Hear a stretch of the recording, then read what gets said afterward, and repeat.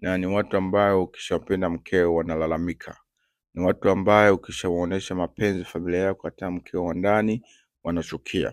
Ndugu zangu, wanakuambia maneno machafu, wanakuambia mwanamke ni mwanamke tu bwana, hata ufanye nini atakuacha, hata ufanye nini tu mwisho atakuacha. Ndugu zangu, mwanamke ni mwanamke ndio, lakini ni mke wako, lazima umpende, umheshimu, pia umpe thamani. Usiangalie fulani atakuacha, hiyo haina thamani. Mfano wa haraka ni kama mwili umepewa na Mwenyezi Mungu, muda wote Mungu anauchukua, lakini haimaanishi kama hatuwezi tukafanya usafi kwenye mwili wetu.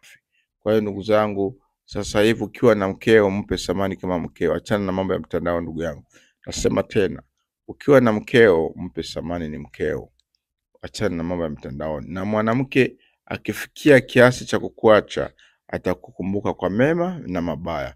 Kwa hiyo acha mema yapate nafasi kubwa kwenye maisha ya watu. Asante sana. Nasema hivi, acha mema yapate nafasi kubwa kwenye maisha ya watu.